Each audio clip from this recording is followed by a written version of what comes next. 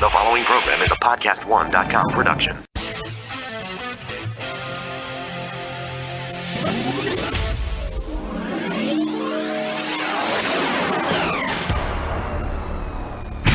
Your healthy radio addiction starts now. Power to the people! The Laura Ingraham Show. No use resisting, I'll keep insisting.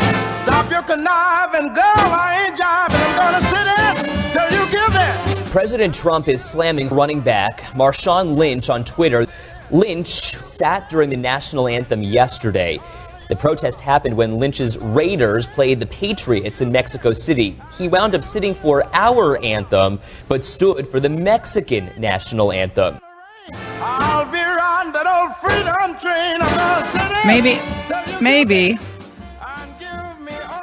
just maybe, Marshawn Lynch was perhaps maybe he was kneeling to pray for a victory for the Raiders, which didn't work out so well, right? Maybe that's what it was. He's just a jackass. I'm sorry. Marshawn Lynch he's always been about Marshawn Lynch. Okay? Always been about Marshawn Lynch.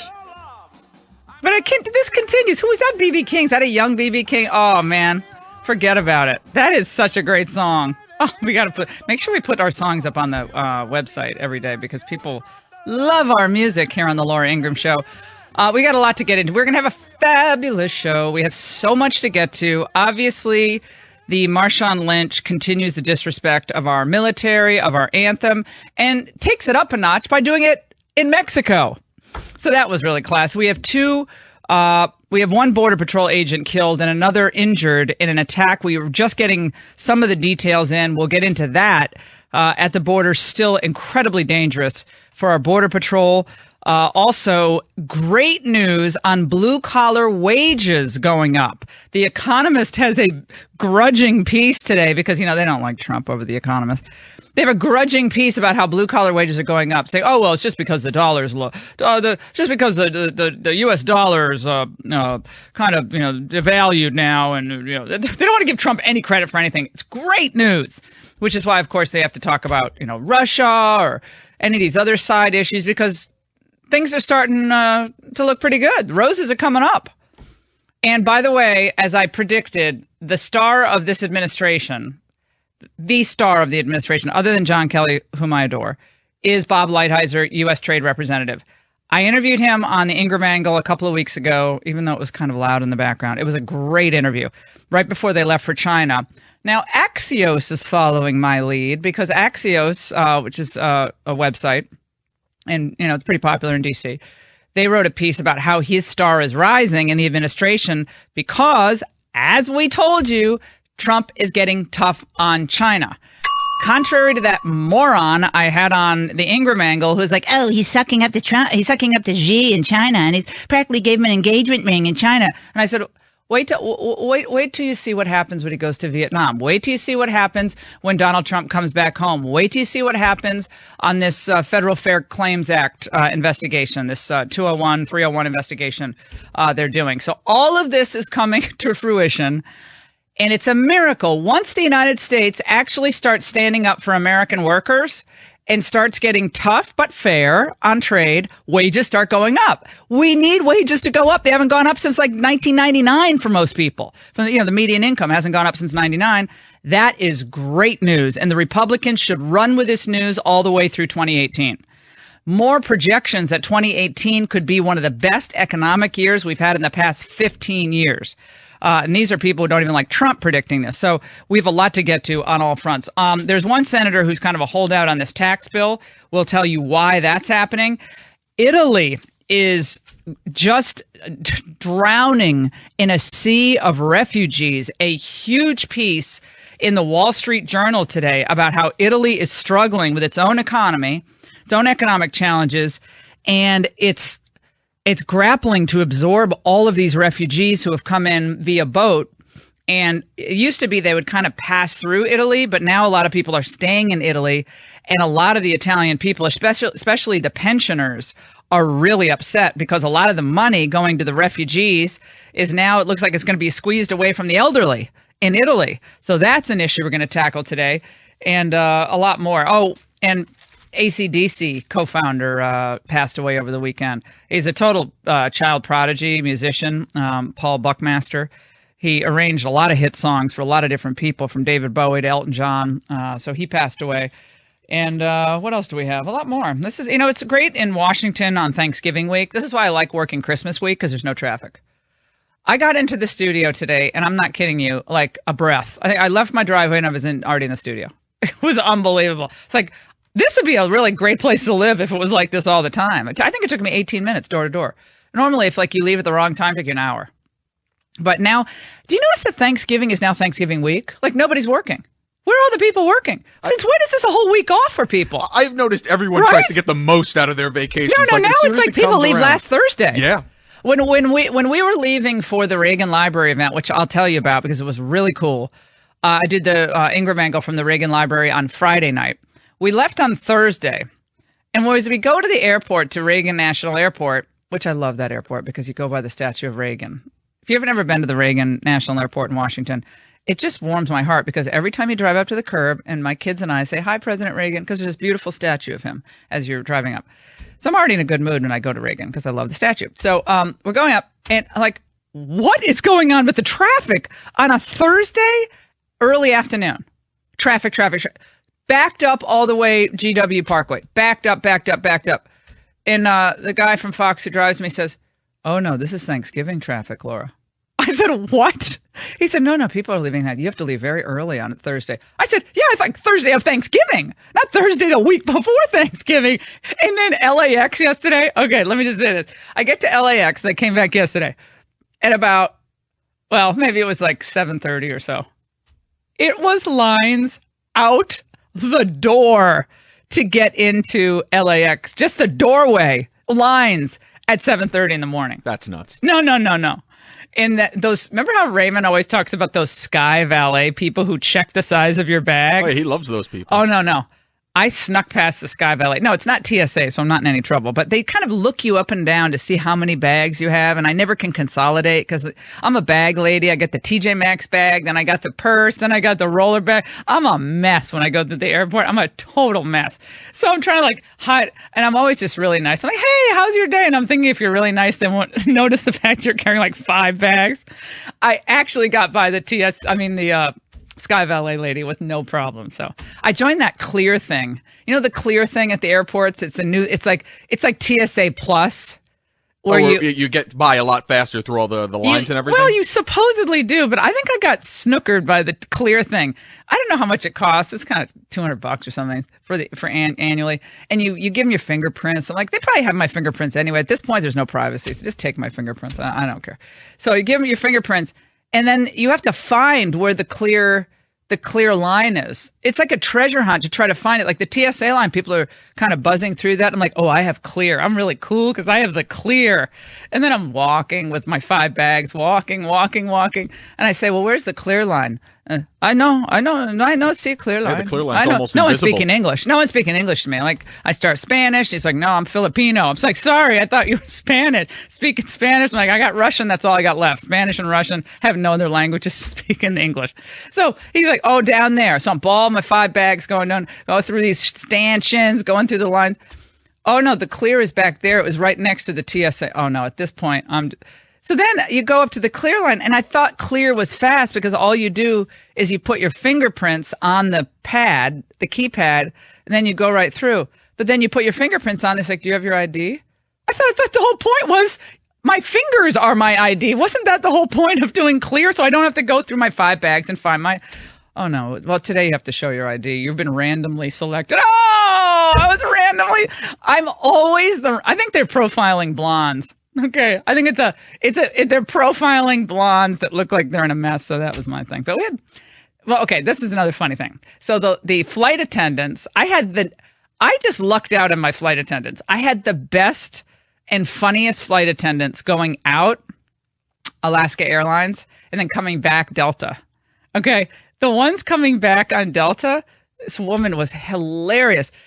We start chatting. I love finding out like what's going on and how bad is it to be a flight attendant today. And there was a woman next to me, and yes, I was in first class. I have to admit, I was in first class.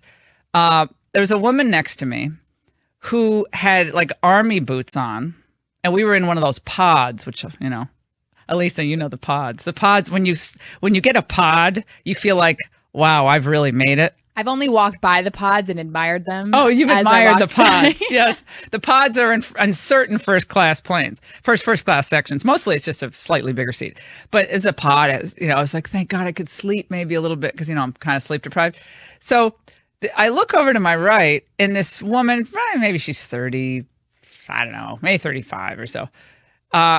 She has her boots, like some dirty old combat boots, and she has her feet up on these are like brand new pods. She has her feet up, like both feet up crossed on the pod, like right next to the aisle. And like I shot her a couple glances going, sweetheart, I don't know how you were raised, but what is this, your living room here? This is a brand new, you don't put your feet up. Do you notice people putting their feet up on walls if they're in the bulkhead or on the seat in front of their feet, like way up? And she's reading her Inquirer. She's reading the Inquirer. And I looked over because I want to see what she's reading. The Inquirer, the Star, People, all those highbrow magazines. Just flipping. She didn't have a care in the world. And not a care in the world. And I just like, so I start talking to the flight attendant. She said, and she turned out to be a fan. And she said, "Oh, my husband's going to be so excited." And she said, "Laura, I only work one or 2 days a week because I'm going to get ready for retirement. The change in the way people dress and behave on flights from the time I started working 23 years ago to today is shocking." She lives in L.A. Her husband's retired, one of the defense contractors, Raytheon or something. And she said, that's nothing. You should see what we see in the seat back compartment. Diapers, dirty diapers. She said, you run into people who are great and you're really nice. But she said, you see the best and the worst of people. But she said, when I started, people actually still kind of dressed up a little bit for flights. I mean, it's not back 40 years ago, but she said, I've noticed a marked change. And I said, is it elderly? She said, well, it's kind of everybody, but the younger generation is really there's just no regard for any. What you really need are the new pods. The new pods that just came out, you don't even have to see anyone else. Oh, you can close off like an eggshell. That's what I need. That's really what you need. I think remember those, James, we did a segment once on there's a hazmat suit that you could zip up and put on that you don't have to touch anything, right? There's like a suit that you can actually put on, especially if you're in coach where they never clean the seats. Those seats are filthy. I bring my wet wipes and I wipe it all down anyway. I mean, I'm wiping everything. The flight attendants love me because I'm cleaning everything I'm wiping. I offered a wet wipe to the guy next to me, who really lucked out because he had a coach ticket, but there were no seats. They put him in first class. He's maybe about 72 years old. He's like, I'll have another champagne. He was like psyched. The guy next to me was so psyched. I was happy for him because he said, he's like 72, 75, never flown first class. I said, you live it up, man. You get as much champagne. He's like, I'll have another. Like, whoa, those mimosas, Gramps, watch it out there. Up in the high altitude, they'll knock you right out. Party in the sky. He slept for like 4 hours on that flight after 3 mimosas. I was like, go for it, Gramps. But it is shocking though how people conduct themselves, and they don't say, they don't say, may I please have another roll, or may I please have a soft drink. It's gimme. I love that. Can you give me a soda? No, I'll give you something. Yeah, I'll give you something. I have a friend who just became a flight attendant, and the stories are honestly amazing. Now, we're going to have a lot of fun today. We have a lot of real news to get to, but I love hearing from flight attendants because I had fabulous flight attendants. They were so gracious, and they were older. See, the older flight attendants, I tend to think, they just know what time it is. They've seen it all, and when they like you, they're really nice to you. I know you were traveling, but did you catch that Kansas City Giants game yesterday? Okay. When we come back, I'll tell you what happened with that game and yours truly. 855-40-LAURA. Thanks to my wonderful sponsors and your support, I'm glad to say that we can provide this podcast at no cost to you at all. As a loyal listener of my program, please consider testing our sponsors because they're the ones who actually cover the cost to produce this daily show. So if you're a dog lover like I am, how about giving your dog, your best friend, a fresh, healthy, and nutritious diet? When dogs eat well, they live longer and happier lives. I'm here to tell you about NomNomNow.com, which cooks the world's best dog food. It's made fresh in the USA and delivered right to your door every week. Nom Nom Now's customized recipes cook fresh in our kitchen, delivering healthy nutrition you can actually see. Switch to Nom Nom Now and your dog will have more energy, a shinier, softer coat, and a longer, better life. Nom Nom Now really is the best food for your best friend. And right now you can save 50% on your first 2 orders of fresh, healthy dog food when you use my code Laura at NomNomNow.com. That's code Laura and save 50% on your first 2 orders. NomNom now.com and code word LAURA.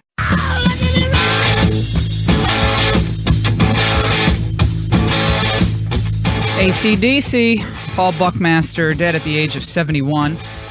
You're listening to the Laura Ingraham Show, 855-40-LAURA. Oh, Bill, you want to have fun this Thanksgiving week. What are you grateful for? I'm grateful for having great flight attendants. I'm grateful for my health. I'm grateful for my children, my friends. My extended family, which are my friends. Takes a village in the Ingraham household. Bill, go ahead. I had to laugh hearing your story about the girl with the boots. I was an airline pilot for over 20 years. Started in the 70s. It all changed probably in the late 70s and early 80s, but I actually had a trip to St. Thomas. Excuse me. And in the old days back then, I'd stand, the captain would stand at the door as people boarded, and you'd say hi, and the cockpit door was still open, when people were boarding and everything. And actually had, prior to that, I actually could deny somebody boarding if they were dressed improperly or would cause a fuss. By this time, however, I actually had a bus pull up, and 40 people got off straight from the beach, still in their bathing suits with suntan lotion and sand. And how would you? And I couldn't deny them. I had to let them on because of the political correctness had changed. So how would you, feel if you had paid $1,000 for a ticket, and all of a sudden somebody came and sat down right next to you with suntan lotion and sand and in their bathing suits and wraps? I mean, it was pathetic. It used to be that people respected one another, but all of this really changed probably the late 70s and early 80s. So, yeah, well, that's kind of what happens today, though, right? It looks like people are just coming in from the gym when they get on planes. They're in tank tops and flip-flops, and half of them look like they haven't showered in the last few days. I'm sorry, but it's just gross. It's disgusting. And look, suntan lotion and sand. Oh, where to take the cake. How about when they're picking their feet on the plane? Oh, they're picking they're picking their feet. They're gag. The best. I wrote about this in Of the Izing. They're clipping their nails. How about that? Nail clippers. Yeah, I hear this clicking sound, and I looked at Raymond. I said, someone's clipping their nails because my ear. I swear I've lost hearing from the radio for all these years, but when I want to hear something, I hear it click, click, click. Look over. Woman's clipping her toenails in front of us. No. I swear. I'm telling you, it is. What does this say about a society? Well, all manners, and it's respect. It's what I talked about at the RNC speech. Respect for yourself, respect for your neighbors, respect for basic decorum, respect for just manners. And how are you raised? Oh, my gosh, if I ever saw my kids with their feet up on – well, I know Nico has when he was little. I'm like, you knock those things down, my friend. It's ridiculous. All right, Byron York has impeccable manners. Will be joining us. New news on that Russian dossier and Hillary Clinton defending kind of Al Franken coming up.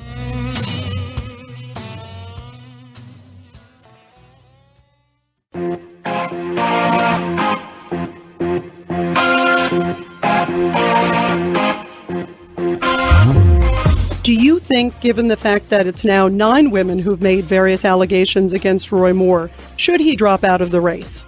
Well, I'm going to leave that to the Republican Party because they're the ones that have to deal with this. Look, we have a man who's accused of sexual assault sitting in the Oval Office, don't we? and the very credible accusations against him have not been taken seriously. Hillary Clinton, interviewed by Rita Cosby. We played a lot of this on the Ingraham Angle on Friday night. One of our favorite contributors on the Ingraham Angle, 10 p.m. Eastern on the Fox News Channel is Byron York. And Byron and I we've been conspiring, Byron, for almost 20 years in cable news. Isn't that scary? Truly frightening. I think since the original vast right-wing conspiracy. Exactly. So, Byron, let me just say right now, one of the things I'm thankful for, and I have so many blessings, and we all do just living in this country, is you, because you have done such incredible reporting and work to decode and interpret the news for us on a daily basis, really, and we're just grateful for you. So I want to say that right off the bat. The FBI and the dossier, we're going to get into that for a moment. But what did you make of Hillary's comments in that Rita Cosby interview? Well, she said this before, and it shows just how much Donald Trump remains living in her head. I think he has a rent-free condominium in her head at this point. Mm-hmm. And, you know, she this is the one where she also sort of defended Al Franken, the same interview. And, look, it shows that she just doesn't have a lot of credibility on this issue. And it also comes, and I know you've been talking about this a lot, it comes at a time when there's this general reassessment on the left about Bill Clinton's legacy, where you have a lot of writers who defended Bill Clinton in the 90s coming out saying, well, maybe he should have resigned. And you have Kirsten Gillibrand, the New York senator who's received so much support from the Clintons in her rise to senator, saying that Bill Clinton should have resigned in 1998 when the Monica Lewinsky news came out. And you've seen this whole changing of the tide about the Clintons. So I think you have to look at what Hillary Clinton is saying in relation to that, too. Now, for Kirsten Gillibrand, of course, the junior senator from New York, to come out last week and say, as she did, well, yes, he should have resigned. You know, I talked about this on the Angle on Friday, but it bears repeating. Before people begin the process of beatification of Kirsten Gillibrand for her newfound courage on her way to sainthood, but newfound courage, I think it bears mentioning that she has presidential ambitions. The Clintons are no longer useful, really, to the Democrats because they've passed their expiration date. For all the reasons. So now what if Ken Starr was right? Ross Douthat wrote. What if all of this was a reason for his that he should have resigned back in 1998? What if, and that conduct was reprehensible too. Like, I'm sorry, but I'm not going to jump on the Kirsten Gillibrand and all these Democrats being they've come to their senses. Isn't this wonderful? I think this is political expedience, pure and simple. You are absolutely right. I mean, this is coming at a time when the Clintons are receding into the past. Their cloud is rapidly disappearing, and now it is safe to come out and say this about the Clintons that they had never would have said when Hillary Clinton was the Democratic nominee, or the presumptive Democratic nominee, or the Secretary of State, or Bill Clinton, was the President of the United States. They would never have said anything like this. So, and the other thing is, I'm not sure that it really impresses people when Senator Gillibrand does this. I mean, what would be wrong if she came out and said, Bill and Hillary Clinton have helped me so much in my career. I doubt that I would be in the U.S. Senate without their help. I know there's a lot of problems about them. A lot of people have criticized them, but I think I'm just going to pass. I mean, I think I would respect her more for doing that. Well, I think that for Hillary to come out as she did and say, "Oh, well, my husband, he was held accountable because he was impeached for lying under oath." But that doesn't mean he was held accountable. Yeah, kind of. but he remained as president of the United States and went on to be feted at every Democratic National Convention, set up his global foundation, raised hundreds of thousands of dollars in speaking fees, millions in speaking fees, including from countries with their own questionable history, who then ended up, having some influence in the State Department. I mean, this idea that just because they say, oh, well, he was impeached, so that's good enough, and Al Franken apologized, and that's good enough. I mean, to me, that's just a ridiculous. I mean, that's a stretch beyond a stretch. Well, you have to remember that they were saying at the time that impeachment was the most extreme, right-wing, outrageous action ever taken. And so, look, if you can make the argument that the American people at the time looked at Bill Clinton and decided that they were fine with him being impeached. Remember the whole idea of MoveOn.org punishing the Republicans who had impeached Clinton in the House? Right. Never happened. They got reelected. Didn't happen. But on the other hand, the people also decided that they didn't want him removed from office. They made kind of a judgment that voters make. So that's fine to look at it that way. But you have to remember that the position of these people who are now saying this was that impeachment was outrageous. Yep. It was right-wing fanaticism, and that the impeachers would go down in history as having been on the wrong side of this. And now they're changing. And Byron, that it was the criminalization of personal morality and sex. That it was a sex scandal. It was a sexual indiscretion that had no place in an impeachment proceeding. They did not take seriously, and I'm talking the feminists. All of the Year of the Women. Remember the Year of the Women? They all got elected in 1992. It was Boxer, Feinstein, Mikulski. All these women showed up at that impeachment rally. Remember post-impeachment? They all showed up at the White House and had a big rally for Clinton. So they didn't stand up for an underling in the workplace. In the White House, an intern in the White House, he was being serviced by her.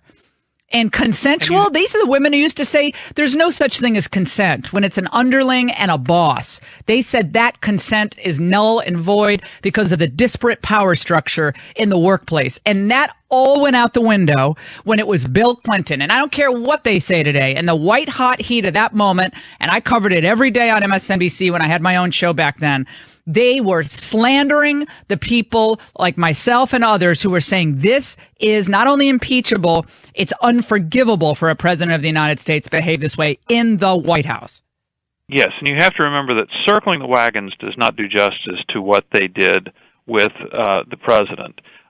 They accused Republicans of being partisan here, and they unanimously, you have to remember in the Senate and the House, unanimously supported Bill Clinton. As a matter of fact, in the final Senate impeachment vote, there were a few Republicans who peeled off and voted not guilty on a couple of charges. Democrats were 100%. They were unanimous in support of Bill Clinton, and they would not have any of this. And you're absolutely right about the atmosphere in Washington in 1998. It was incredibly tribal. Oh, yeah. People went to their corners.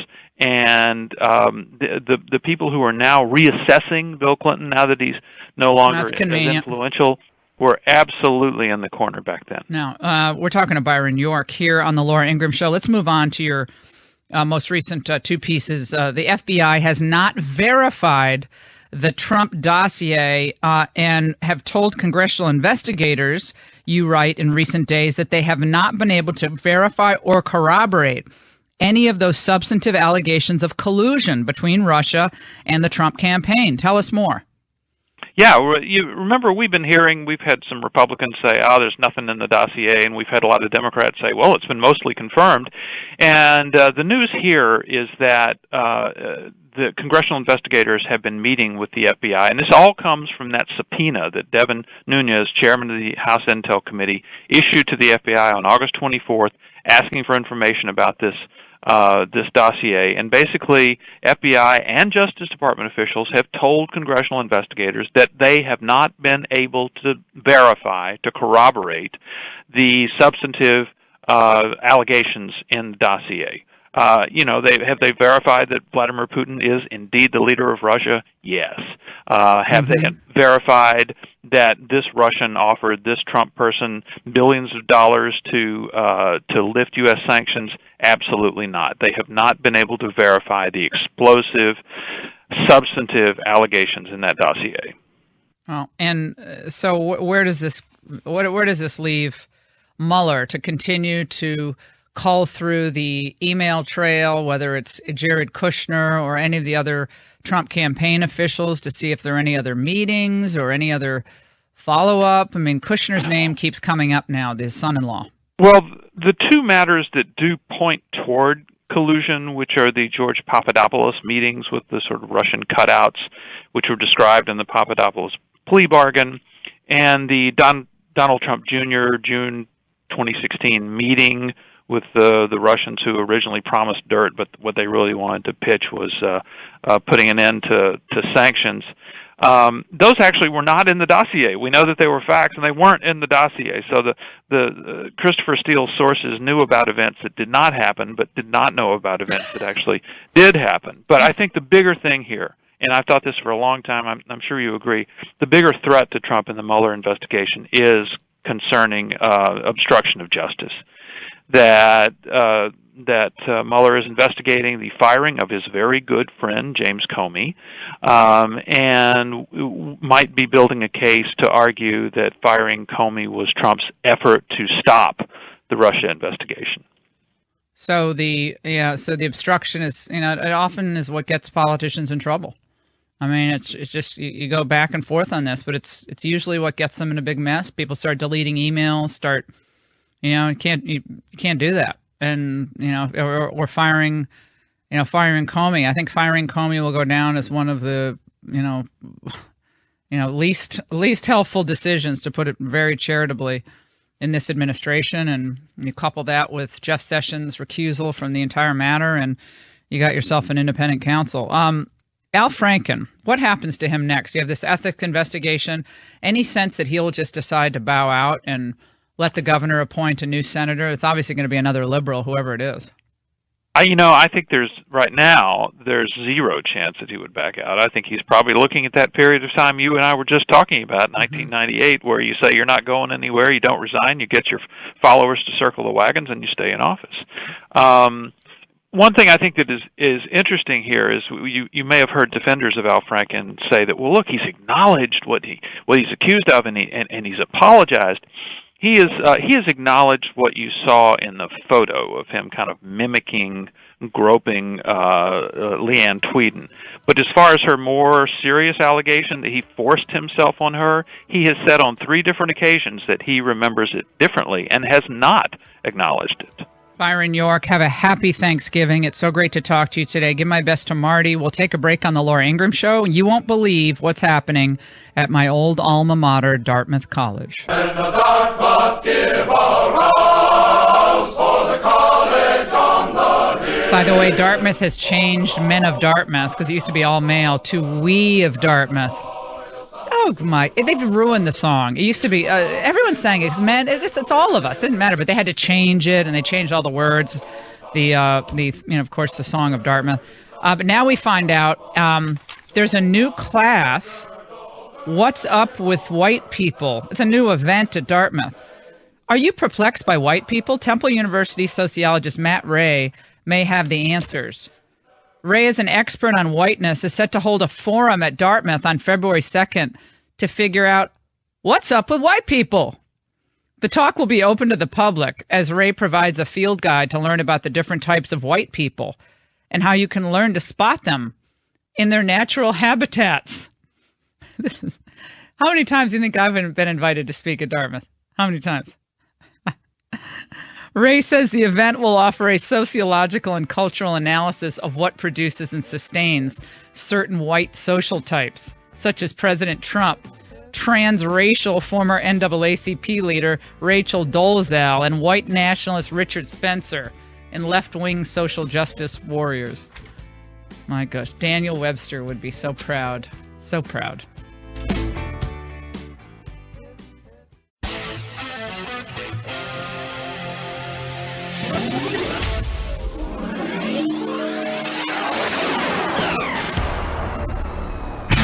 Your healthy radio addiction starts now. Power to the people! The Laura Ingraham Show. Does that make me crazy? Does that make me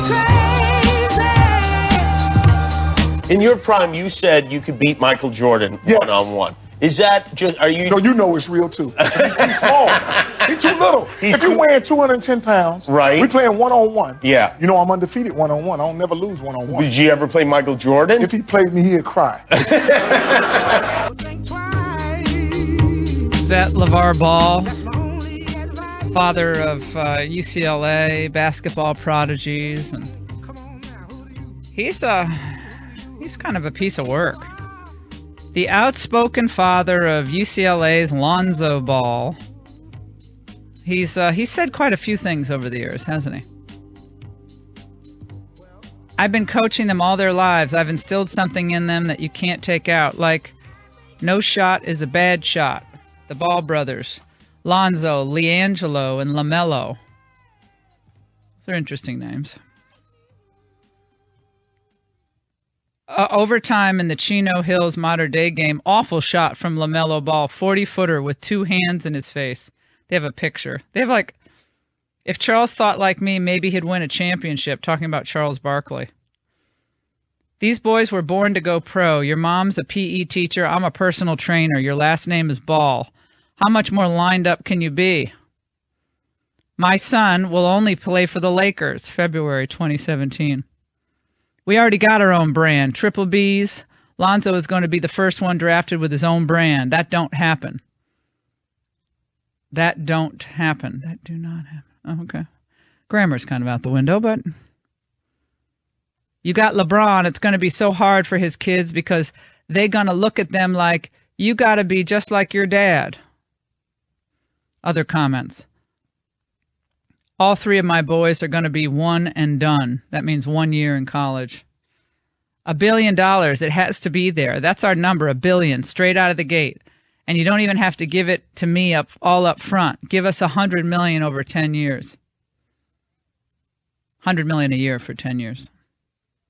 I'll tell you right now, he's better than Steph Curry to me. It's February 2017. To me, Zoe, I guess Lonzo, is the best player in the world. I don't know if he can beat LeBron James one-on-one, but I know he can beat them 5-on-5.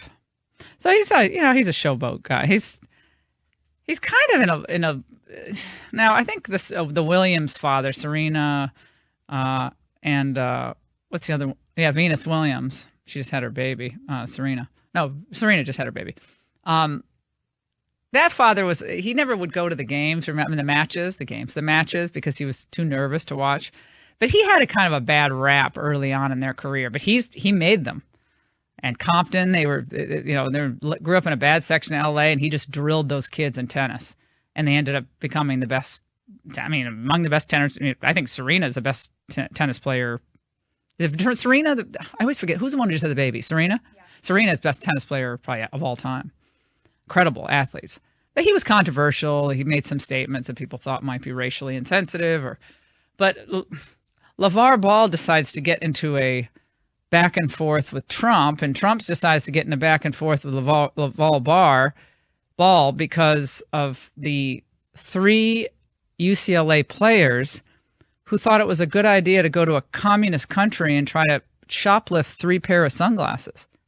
First of all, how dumb can you be to be in a foreign country? You're stars already. You're already stars. You're famous. And go and shoplift sunglasses. I mean, the guys are going to be those players are all probably going to play in the NBA. They're all going to be worth millions and millions of dollars. Yet they need a pair of sunglasses and they're going to shop. It doesn't make sense. Nevertheless, kids do stupid things. And so Trump, I guess, someone in the Trump administration helped spring them. And they actually thanked President Trump for helping them get out. And, each of them came to the microphone and in a kind of halting way, but nevertheless, they thanked the president for getting him sprung from China. Well, LeVar Ball decides to, basically say, This is no big deal. He didn't like the idea of thanking President Trump. And President Trump has to then go back at LeVar Ball. And he said, Trump says shoplifting is a very big deal in China, as it should be. 5 to 10 years in jail. But not to the father LeVar. Should have gotten his son out during my next trip to China instead. China told them they were released. Why they were released? Very ungrateful. Because LeVar Ball said it's not really President Trump who got him out or something like that. I don't have the tweet in front of me. But it raises two questions in my mind. Number one, why would President Trump tweet about any of this? What's the point of tweeting about the UCLA kids and their kind of showboat father who probably doesn't think it's a big deal as kids shoplifted? Who knows? And now some are claiming that President Trump's tweet was racially intolerant or had racial overtones. So, yeah, Donald Trump's exact tweet to read is, now that the 3 basketball players are out of China and saved from years in jail, LeVar Ball, the father of LiAngelo, is unaccepting of what I did for his son, and that shoplifting is no big deal. I should have left them in jail. Right. Yeah, I just read that. Yeah, so the president actually got them released, which, they shoplifted. They shouldn't have done it. But why get involved in a Twitter back and forth with the father of LeVar Ball? Why? Why is that something you want to do as president of the United States? Who cares? You have blue collar income going up. You have unemployment at an all-time low. You got all this good news on the horizon. Why get down in the dirt with LeVar Ball? Who cares what he says? Have you sold any shoes yet? Yeah, I sold a good amount to me. Like I said, there's different amounts. How many? Stay in your lane. Anyways, I was telling you, man, just curious. I don't even worry about her over there. Why Every time not? she scares me to kind death. Of disrespectful. She said she scares Lonzo. Lonzo's scared of me. She scares me. That's why I don't look that way. I don't look over there because she scares me. I'm thinking of Saul right now. I'm just trying. Leave me alone. That's the kind of guy he is. So that's the kind of person he is. But let him go down in the dirt. Let LeVar Ball's father. Let LeVar Ball. I can't even say his name. LeVar Ball. Let him say what he wants. Who cares? But is there a method to the madness? There has to be a method to this madness. Now, people on MSNBC were saying, oh, he's just tweeting about this so people don't talk about sexual harassment. So people don't talk about Roy Moore. They talk about the UCLA spoiled brat kids who go over to China and shoplift. And I guess because President Trump mentioned that shoplifting is a serious thing in China, that's somehow racially insensitive for him to say that. There's racist overtures here where the black man was not appreciative of what the white man did for him. Yeah, and I actually think the racism it's a dog whistle, is a real kind of thread throughout this presidency and the campaign. I think we can actually connect the dots there. And it's. Would you like me to do one of my could you? Again? Yeah, president and racism. Let's do a stop in Charlottesville. The problem is. In the campaign. The problem is Muslim ban. Do you find that there are racial overtones in President Trump pointing out that shoplifting in China is a serious matter? Now, the MSNBC crowd is really reaching. Desperate to reach identity politics in every situation. That's one point. Is there a racial overtone in President Trump talking about this issue? Shoplifting is a very big deal in China, as it should be. 5 to 10 years in jail, but not to the father, LeVar. Should have gotten his son out during my next trip to China. Instead, and China told them why they were released. Very ungrateful. 855-40-LAURA. Does this bug you that the president gets down in the mud on these issues, or do you think there's a genius element to it? 855-40-LAURA. We'll get into that. Also, Jeff Flake is saying that the GOP is going to be toast if it becomes the party of Roy Moore. Of course, I tweeted back, no, we're the party of toast, and it is toast if we're the party of Jeff Flake, who has an 18% approval rating in his own state. That's what I think. If we're the party of the globalists, we're real toast, which is why we lost 2 presidential elections in a row in 2008 and 2012. It wasn't until we had a populist conservative running that we actually had a chance of winning the Electoral College, even if we didn't win the popular vote. But, I mean, I love how Jeff Flake, who basically says he's leaving office, has no constituency in his own state, and yet he's the go-to guy on the Sunday shows, or he's the go-to guy for the media. Say, aha, Jeff Flake says this. 855-40-LAURA. Do you like the fact that Donald Trump calls out these frauds like LeVar Ball? Do you like the fact that he takes on these issues like the national anthem? Or do you think it's one big distraction? Another Roy Moore accuser, actually, not another Roy Moore accuser, another Al Franken accuser talks to CNN.com. A new person will tell you about that, as Roy Moore's accuser, who was 14 when she described her encounter with him, she went on the Today Show today. We're going to play some of that audio for you and see what you think after hearing her. I watched her, and I thought she was just as a woman watching another woman, I thought she was very credible. And sorry, but Roy Moore, that's the case. You got to step aside. The only choice at this point. And give someone else a chance to win this in a write-in campaign or delay the election. And you can't just stay in there when these women are coming forward and one after the other seems really credible to me. And maybe the last 30 years, maybe he hasn't done any of this stuff, but at this point, the polls are looking horrible for Roy Moore in Alabama. 855-40-LAURA. We have a lot on our plate. We'll get through it together. And John Hybush is going to he's also going to join us. He has a great new book out, The Shroud Conspiracy, and he's head of the Reagan Presidential Foundation. We'll talk to him. And we have a pediatric neurologist, a fascinating guy. And he wrote this book a while ago called Disconnected Kids. And as Thanksgiving approaches, how can you reconnect with your children, a lot of college-age kids coming back, without technology present, and why this is so important? All of this coming up as another accuser says Al Franken inappropriately touched her. Don't go away. Everybody plays the fool sometimes. Here's the thing. I don't pull anything back. Whatever I say, I say. It's just like what Charles Barkley is saying with all these guys. If Charles thought like me, maybe he'd win a championship.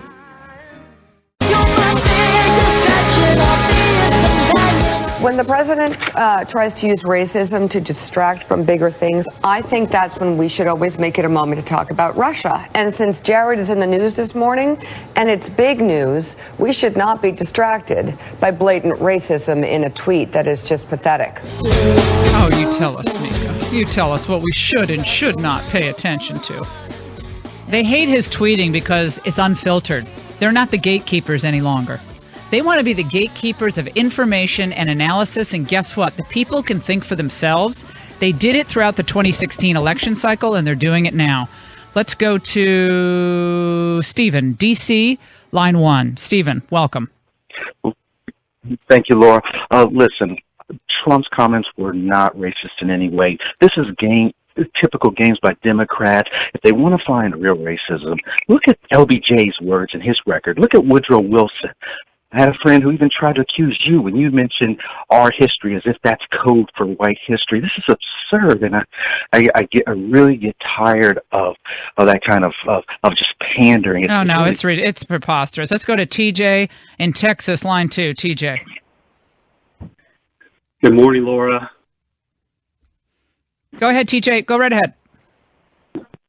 Okay, yeah, I fully agree with what Trump's doing. Everybody questioned him calling out the NFL as well as calling Kaepernick. And I think we need to speak out against all of it. Well, this LeVar Ball guy is he's just a nightmare. I'm sorry, he's just a total nightmare. His kids are incredible talents, and he's obviously an amazing father coach to them. But he's just a typical showboat guy. He's we're gonna it's all about money. It's all okay, fine. You're gonna make a ton of money, great, good on you, yay. But we don't take him seriously. And Trump did get the guys out of China. He did. He called up Xi, get the guys out of China. They came home. The players thanked President Trump. One after the other stood before the microphone and thanked President Trump. For responsibility for the mistake I have made, shoplifting. I know that this goes beyond me letting my school down, but I let the entire country down.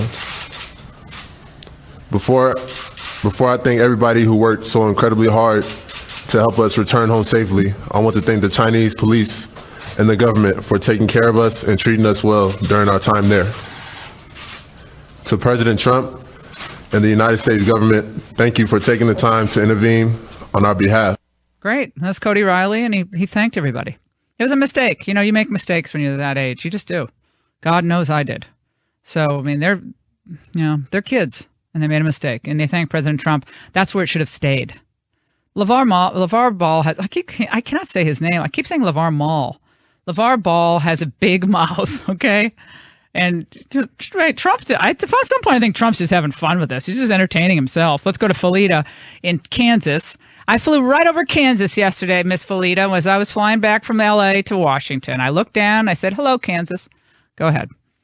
Oh, that's great. Good morning, Laura. Thank you so much for taking my call. You're welcome. Laura, I support President Trump's tweet 100%. And I just have to say, as an African American, it infuriates me to no end when the left does things like that and they blame everything on race. I can't even handle it. And I am so thankful that the president, he doesn't allow that racial garbage from the progressives to deter him. I want him to tweet. I want him to speak out. I think he needed to speak out after, what's that guy's name? LeVar Ball. I can't say his name either. Don't worry. Yeah, LeVar Ball. He should have tweeted back because I love to hear stuff like that, and I want to see it as a supporter of his. I love his tweets. Yes, he should have tweeted. Absolutely. See, I think most people like the tweets, okay? I was at the Reagan Library. People asked, do you think you should tweet so much? And he said, look, I've started off by saying you shouldn't tweet so much. Now I love the tweets. But, sometimes it gets a little much. But I love the tweets. It's right. It's right to the people. On every issue. I can tell you something. There's no problem with transparency in President Trump. You know exactly what he's thinking any given time. Roger in Florida. Go ahead, Raj. Morning, Laura. I'm with you on Trump and especially on the tweets. I mean, Reagan used to go over the heads of the media and everybody and go straight, with his press conferences and nighttime speeches and whatever. Trump has diagnosed America where D.C. is. Yeah, I'm sorry I had to cut you off. We'll keep going with you. We're up against a hard break. Roger, hold on. We have a lot more to get to. Stay with us. Hey everybody, it's Chad Prather here, the guy that's unapologetically Southern on YouTube. Join me every Thursday for the Chad Prather Show exclusively here on Podcast One. I'm bringing armchair philosophy and observational humor to what's going on in the world. As guests help me sort it all out. Nothing is off limits on the Chad Prather Show. Again, every Thursday, it's new episodes of the Chad Prather Show right here on Podcast One. Download and listen to new episodes exclusively on PodcastOne.com, the new Podcast One app, or subscribe on Apple Podcasts.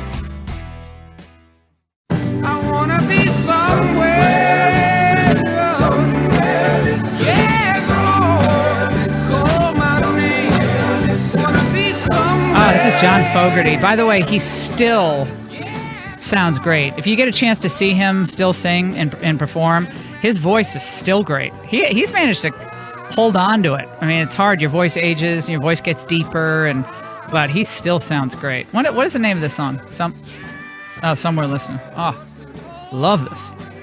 We have a lot to get to on the Laura Ingraham Show. We'll check in a moment with John Highbush from the Reagan Library, the Reagan Foundation. Roger in Florida, I had to rudely interrupt, and we'll continue on in this conversation about Trump and tweeting. Most recently, of course, the complaints that Trump's tweet taking to task LeVar Ball, the father of the basketball prodigies from UCLA, saying that, don't talk to me basically about Trump having anything to do with getting these boys out of trouble.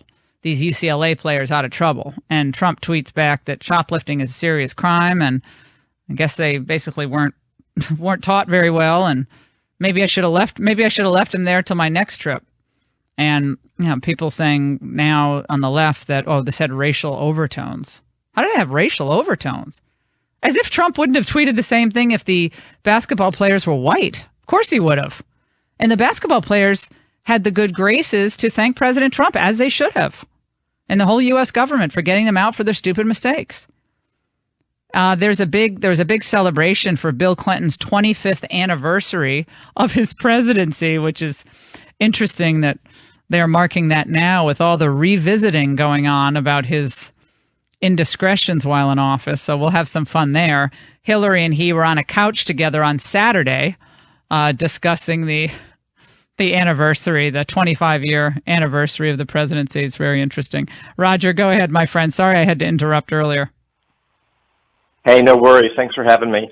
The liberals in the media are completely missing the bigger strategy and the vision of what Trump is trying to do. He is the great disruptor. I mean, the first thing he did was he punched the Republicans in the nose and told them where to go. Then he punched the Democrats and Hillary in the nose and told them where to go. And now he's punching the media in the nose and telling them where to go. And the liberal elites of D.C. don't like it and don't get it. They also don't get it, which is great for us. Yeah, they don't get it. No, they don't understand that people want unfiltered information as best you can. I mean, people like analysis from their favorite pundits and television hosts, and I try to do that every night on Fox. But they like to hear it from the principal players, and Trump wants you to hear what he's thinking on a variety of topics. And look, it's worked so far. I mean, it's worked so far. The economy is improving. Wages are now rising. Even The Economist has to grudgingly admit that today in this big piece that we posted on lauraingraham.com. So that's already up there. They're grudging, but they admit that wages are going up. The economy's looking really good for 2018. Republicans, I think, will pass tax reform. It's not as much as we want. It's not as deep a tax cut as I want. It'll still be changed, but they're starting to get it. And they're starting to come around. NAFTA will be renegotiated. The China cheating on trade is going to come to an end, or there are going to be tariffs slapped on a number of Chinese products and goods coming out into the United States. So all of this is happening, and all of this is good stuff. The only reason I sometimes get annoyed by some of the tweets is that I think sometimes it distracts from the big picture. But maybe in a way it's smart, because it does take us back to these seminal cultural questions as well. Gratitude, humility. I think the president and all of us need a lesson sometimes in humility. When to not say something is as important as when to speak up. So look, he's his own press secretary in many ways. And I think the left hates that, because he can call them out now. In real time, he can call them out. And I think there are a lot of people cheering that. Now, on Friday night, we had about 1,000 people at the Reagan Library in Simi Valley, which, if you haven't had a chance to visit the Reagan Library, I really urge you to do so on your next trip, if you can, or make it a trip to California. It is one of the most beautiful spots, and it's a wonderful tribute and a historical journey that you go on when you walk through amazing exhibits. His Air Force One is at the museum, and you can actually go aboard Air Force One, the Reagan Air Force One. Marine One is there as well, and you can, again, get on Marine One and sit where President Reagan sat, and it's really cool. And, of course, his gravesite, Nancy and he are buried side by side, overlooking the valley and the mountains, and it always brings tears to my eyes. Sun was setting as I walked out before my event and before the our Fox show, and the sun was starting to go down. It was like a bit of a nip in the air, a little bit, and I always get wistful, because I was a kid. I came of age during the Reagan Revolution, and it's kind of the end of my youth and the beginning of a new generation taking over conservatism, and I hope shepherding conservatism and a more populist conservatism to great successes for this country and for our freedom and our liberty. And And one of my dear friends, who I've gotten to know over the past, I guess, 10 years now, is John Hybush, who's an author of a terrific new book, came out in the spring, called The Shroud Conspiracy. It was out in March, and he is the director of the Ronald Reagan Presidential Foundation and Institute that runs the library, and we've gotten to know each other, and we had a great Q&A. So he interviewed me basically in front of the audience, and one of the questions that came up from the audience was, if President Reagan were alive today, would he tweet? Which is a great question. John Hybush joins us now. Hi, John. How are you? Oh, I'm just great, Laura. It was just so terrific to have you there, so thanks so much for coming out. I know the audience was just in love with you, as always. Oh, no, wasn't that fun? They were good people, really good people. We had a blast afterward, too, during the book signing for Billionaire at the Barricades. We had like 500 people or so in line. It was really, really... I just had a fun time. I don't know. I always am in a good mood when I'm at the Reagan Library because it reminds me of what is possible, and when right really does make might. You know, he was right, and we were powerful and strong, and we just have to remember President Reagan's lessons for all of us. Absolutely, and you're right, Laura. When the question was asked about would Reagan tweet, I was really interested in your answer. I don't know if you want to say it again. Why don't you recap first? I totally agreed. Now, on stage, as you're right, a capacity crowd of Laura lovers, as I call them, and one of the questions was, we talked about President Trump and his tweets, just as you're speaking, talking about today, and one of the questions was, well, if Reagan had the technology at the time, if he was able to tweet, do you think he would have tweeted? And I just thought your answer was great. Well, I said, I think, he would have, and it would be different from Trump's tweets. He probably wouldn't, he wouldn't get personal in these small spats with these minor figures, or he probably wouldn't do that, but it'd probably be really inspirational, and he'd probably give us a lot of historical markers in his tweets and remind us of where we came from and how far we've come and how much we've struggled, and pay tribute to the great heroes of American society, from those who volunteer, those who are truly sacrificial, the average so-called ordinary Americans who make the country work.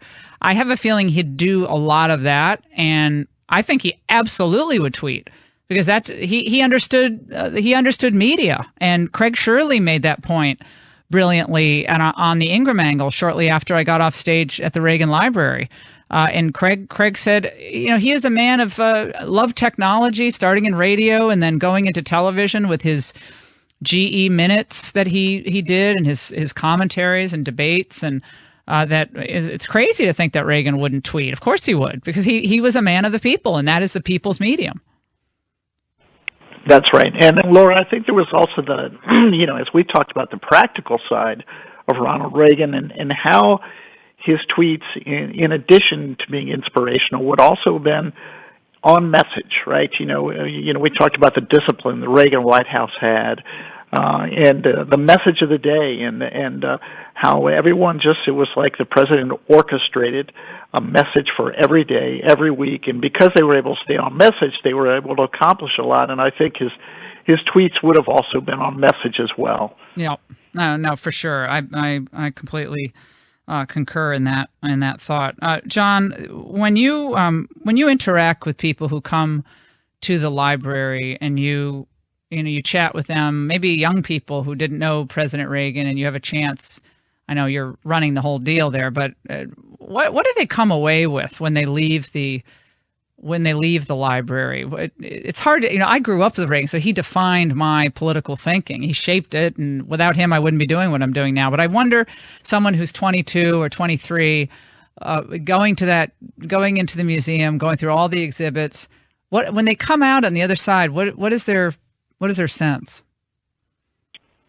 Laura, great question, because, we have kids from 6 to 96 that come, but those that are in that generation that weren't even alive when President Reagan was in office, what they know of him, they know a little bit from history books, and I think what they also know is what they might have learned a little bit in school, which is, in my opinion, not truly the right picture at all of President Reagan. And so when they go through the library and they're able to learn about President Reagan through a lot of interactive exhibits, a lot of videos, and I think that when they come out, when they're spit out at the end of this enormous experience, it's 260,000 square feet of President Reagan speaking to them. I think they get a sense that this was a guy who had real values and ideals, and that they were absolutely genuine, and that he had a heartfelt sense for, as an optimist, for what made this country great, and he reflected that. And so I think they see a man that they can look up to, that he's a role model, as it were, and someone who had ideals that hopefully they can emulate in their lives. And if we're able to do that as a museum, we've done it. We've knocked it out of the park at that point. You know what I was thinking when I was leaving on Friday night? You guys have to do, maybe you do this and I haven't seen it in the times I've been able to go through. You should have an interactive part of the museum where you can push various buttons and get Reagan's one-liners. Like the best one-liner in any situation. Obviously there you go again. But some of the one-liners that aren't as well known. When, of course, in dealing with the Soviet Union, talking about the federal bureaucracy, talking about certain Democrats, talking about the old fat cat Republicans. That would actually be fun to just do the one-liner exhibit because he had such great one-liners just off the cuff. Yeah, a good idea. We have versions of that where, his absolutely incredible historic speech that he gave for Goldwater back in '64, and you can. That's such an incredible speech. You can hit a button, 5 or 6 buttons, and you can pull up various pieces of the speech, like you say. And then we have this big store, and out of the store you can buy a DVD that has all those incredible one-liners. But you're right. I think the one-liner. I like the Yeah. one-liner. Like you can pick up those. You can hit the button and it would just be like, no. Remember that button that goes, no. Remember the no button? You could hit the button, it would be Reagan saying, it'd be hilarious. I'm telling you should definitely do that. John Highbush, thank you so much for joining us. The Shroud of Turin Conspiracy tale by him, and The Shroud Conspiracy is a great book. It's kind of a Dan Brown thriller type deal. It's fabulous thrill. If you love thrillers, you're going to love John's book. We'll repost it on lauraingraham.com and our Facebook page. John, thanks for hosting us. We're going to take a break. 855-40-LAURA. What Hillary Clinton had to say about President Trump over the weekend.